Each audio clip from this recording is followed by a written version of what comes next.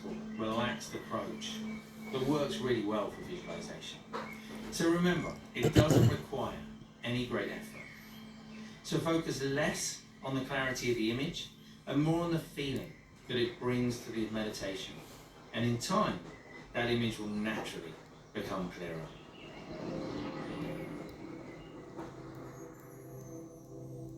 As we meditate more frequently, we get more comfortable with it. And then we not only get to experience the benefits during the meditation, but it also carries on and over into the rest of our life. Now, there's actually a scientific reason for this. There's something changing inside of our brain as we meditate. In an amazing study, Dr. Sarah Lazar of Harvard University helped show that after just 8 weeks of meditation training, we can actually bring about physical changes to the areas of the brain associated with learning and memory. So those parts of the brain actually increased in size, and the part that's associated with anxiety and stress actually grew smaller. Sarah helped show that after just 8 weeks of practice, there were substantial changes. Now obviously, if we don't continue to practice, we won't necessarily continue to experience those benefits. But it's really interesting to know that there are physical changes as well as psychological changes taking place.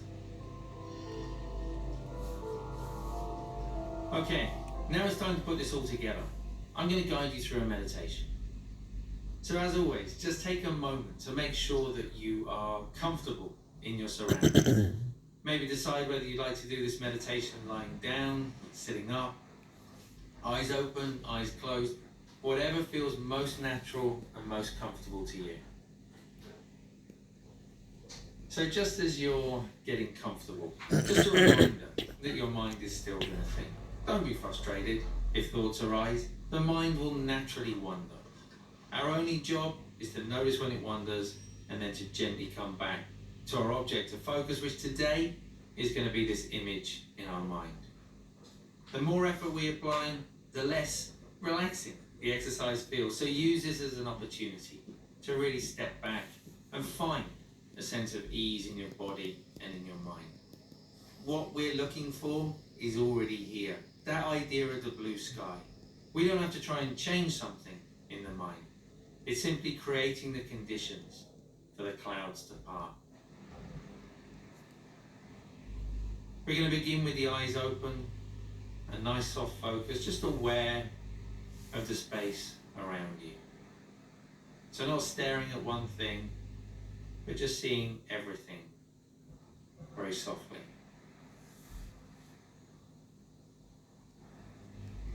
And just maintaining that focus, taking a couple of big deep breaths, breathing in through the nose and out through the mouth.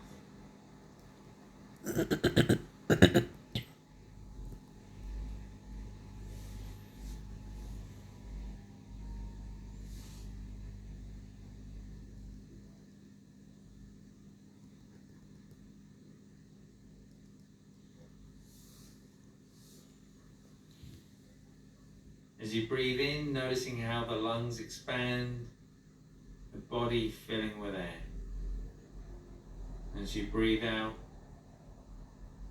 a sense of ease as the muscles in the body soften. And just one more time, breathing in through the nose and out through the mouth. And if you'd like to, you can just gently close your eyes down.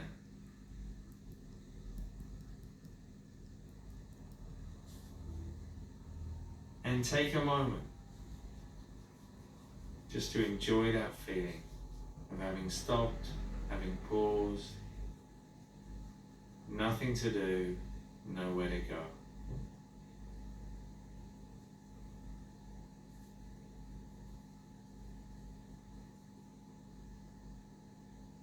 And just feeling that sensation of the body pressing down, the weight of the body pressing down against the seat beneath you, the floor beneath you.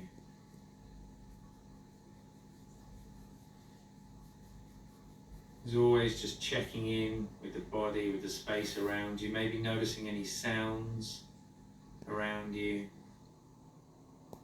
noticing any resistance to those sounds, just allowing everything just to come and go.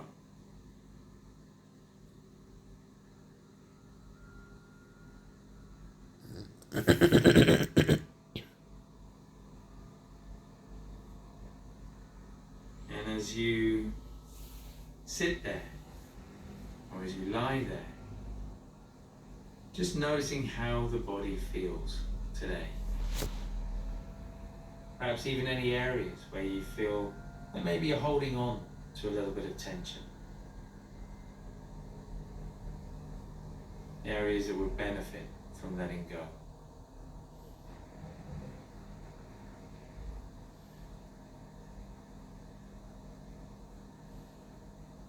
And just for a few moments, just noticing how the body's breathing, that rising and falling sensation. Don't need to do anything with it. Taking a moment to rest the attention there.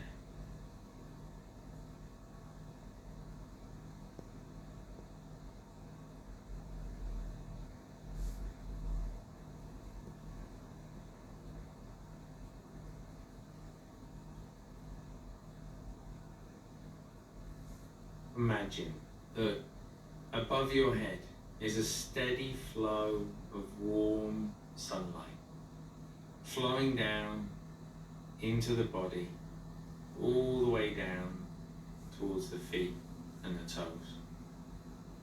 We're going to imagine that this sunlight fills the body,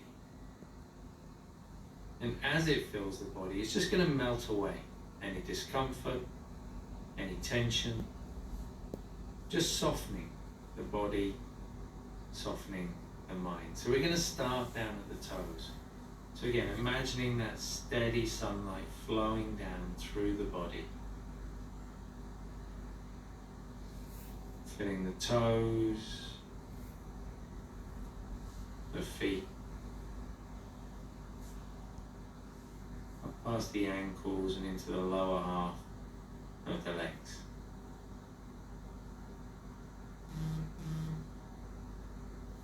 So once you set it in motion, it's as though it's just happening.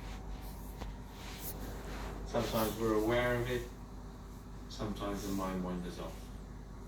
Whenever the mind wanders, we just gently bring it back again to that image in the mind. So again, as that sunlight moves through the body, just melting any tension. Moving into the upper half of the legs. And the muscles just softening as it continues up towards the pelvis, the waist. And any muscles, any tension, just softening, dissolving in that sunlight.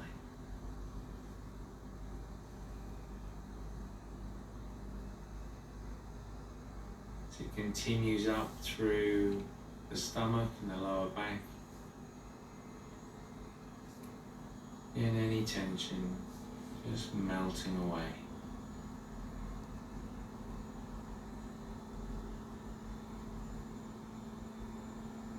It continues up towards the chest and the upper back.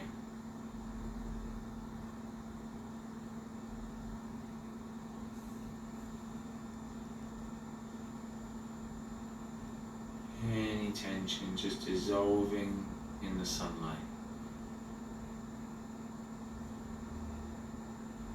Just still that sense of sunlight coming down from above the head into the body, flowing down now past the shoulders,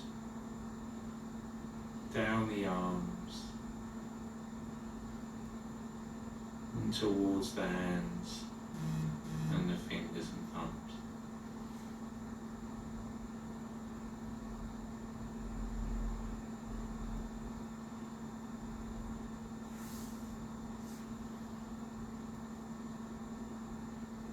As it travels down The arms, again, just melting any tension. The body just letting go.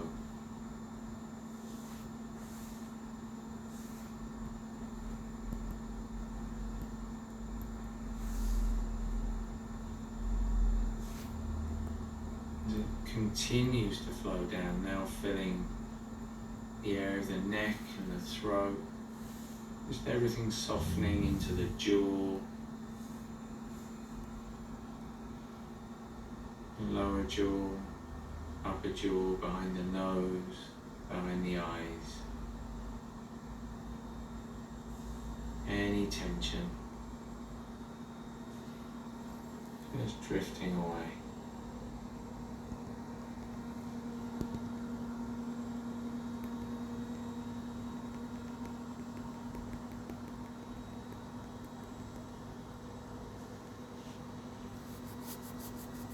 Until that sunlight reaches the very top of the head. So even though the entire body is now filled with that sunlight, a sense of ease, a sense of warmth, a sense of space, we still imagine that it continues.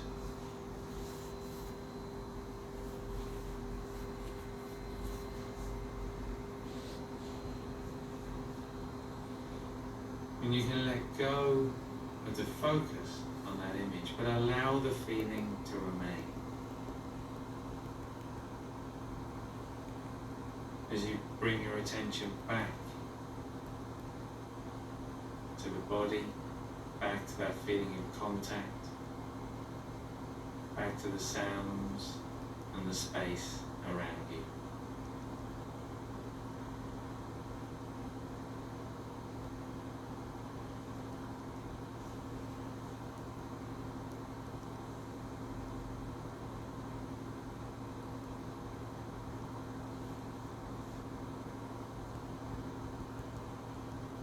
You can gently open your eyes whenever you feel ready.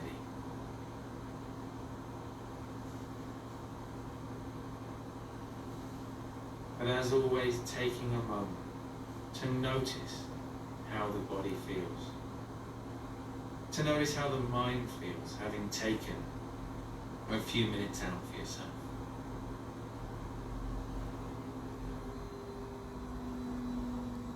So hopefully you were able to feel a greater sense of lightness today, a greater sense of letting go. But if that didn't immediately happen, don't worry. It can take a little while to get comfortable, to get familiar with these exercises. And even if you didn't feel anything just yet, know that there are very real changes in the brain and in the mind that are already starting to happen. As always, meditation only gets better with practice, so please join me for episode 3, where we're going to explore gratitude, how we can have a greater sense of appreciation in our life, and how we can fall back in love with life again. I'll see you then.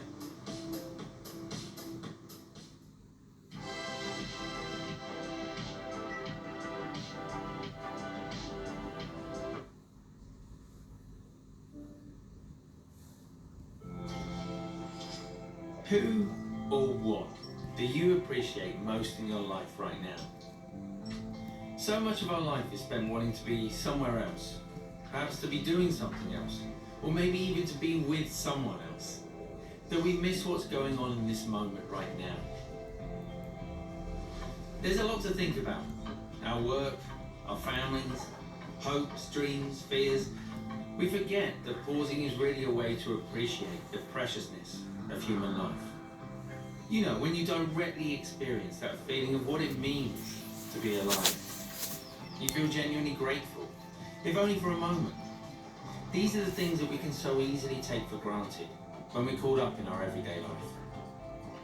Always chasing after the future, always looking back to the past, and not appreciating that a mind that may admittedly be troublesome at times has the potential to be both happy and healthy.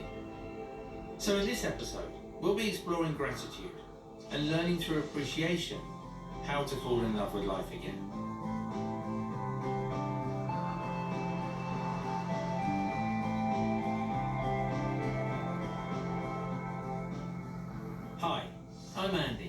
and welcome to Headspace Guide to Meditation. So many years ago, I used to work in a clinic where I'd see people one-to-one. They'd come to learn meditation or to try and help manage certain things that were going on in their life. And there was one occasion where this chap came along, and he was primarily there because he felt very sort of stressed in his life.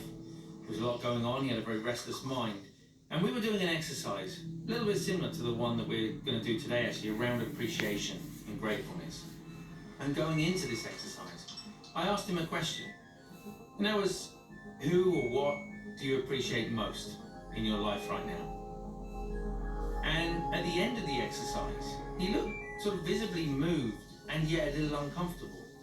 And I didn't ask, but he offered, and he said, hey, do you mind if I share with you kind of what came up during the exercise? And I said, sure, you don't have to, it's for you, it's not for me. And he said, yeah, but I feel a bit guilty. And I said, sure, so tell me, And he said, well, look, my life is, I'm very fortunate. I have a business, I have a wonderful family, I have beautiful young children. I have so many good things in my life, but when I asked myself that question, the thing that came up in my mind was my morning cup of coffee. He said, it makes me feel a little bit uncomfortable. And we dug into that a little bit. And as he talked about what that represented in his day, that moment in the day where he had all of those things in his life that he enjoyed and was grateful for, it was a moment of quiet, of stillness. He talked about how the coffee smelled, the ritual of making it. There was something sort of deeply peaceful about that moment. It was almost like a meditation in itself. And the truth is, we all have these moments throughout the day, opportunities where we can truly be more present to feel a greater sense of appreciation in our life. So when it comes to feeling more grateful in our life, when it comes to actually falling in love with life again, there are different ways of coming at it. One way is to begin with the thinking mind. And by that I mean to consider, to think about the things that are going well in your life. It might be something that happens on a daily basis. It might be your physical health. It might be the people around you. It might be the environment or the place that we live in. There are so many different ways that we can find areas of our life that are actually working well. The tricky thing with thinking about it is that it doesn't necessarily connect to the story that we have in our mind, with that place within ourselves where that feeling of appreciation, that feeling of gratefulness lives. And we've all experienced that before. We've had that moment where, for whatever reason, something or someone has touched us in a way that just allows us to experience that feeling of appreciation. So we need to create a space for that. In fact, when I think back to the monastery and reflecting on the precious nature of life is one of the very first things that you do when you get to the monastery. You're encouraged first thing in the morning, rather than jumping out of bed, to sit up in bed and to take 20, 30 seconds, just to pause and be grateful that you have woken up in the morning. Before every meal in the day, to pause just for 10, 20, 30 seconds, just to consider where the food's come from and to be grateful that it's sitting in front of you. When you're with someone else, rather than thinking about what's going on in your own life, actually being present with that other person, appreciating time with that other person. So there are so many different opportunities in the day to tap into that feeling of appreciation. As long as we know where they are and how to look after them, then life starts to look and feel very different very quickly. And that's essentially what we're going to be doing together today in this technique that I'm going to guide you through. It's called reflection, and is one of my favorites for tapping into that feeling of appreciation in our life. It's an unusual meditation technique, but really effective. So in many ways you need to do it really to get a feeling of it. But just to give you a heads up, the practice of reflective meditation is really a way of creating space in the mind where we can choose a question or a topic of contemplation and focus our attention upon it. And of course, when our attention wanders to other thoughts, we simply return again to our chosen topic. Now, the intention of the reflection technique is to encourage a quiet, clear space in the mind, into which we can then drop a question.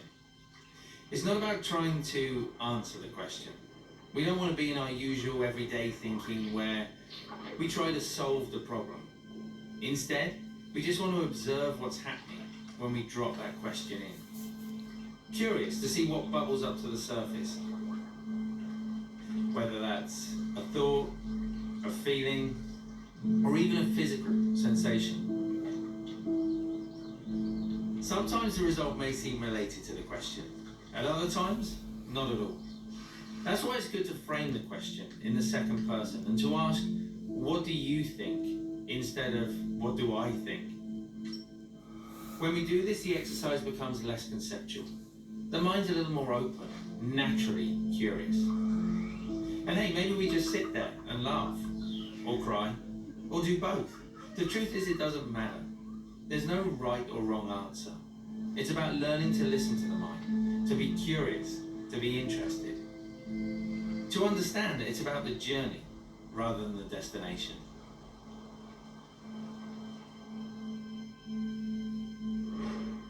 So the origins of this reflection technique come from a set of foundational techniques in the Tibetan practice that date back nearly 1,000 years. It's typically the very first thing a novice does when entering the monastery, spending perhaps a week or even a month just reflecting on this one question centered around the appreciation of this precious human life. The intention is to create an environment where we touch the emotion rather than just touch the thought. Ensure that we're actually grateful for life to the extent it becomes precious and positive while we're alive. So why is it so important that we do feel a sense of gratefulness in our life? Well, it's not just a nice idea. Science has shown that it actually contributes to our sense of happiness and our sense of overall well-being, and how it can actually make us feel different in our life.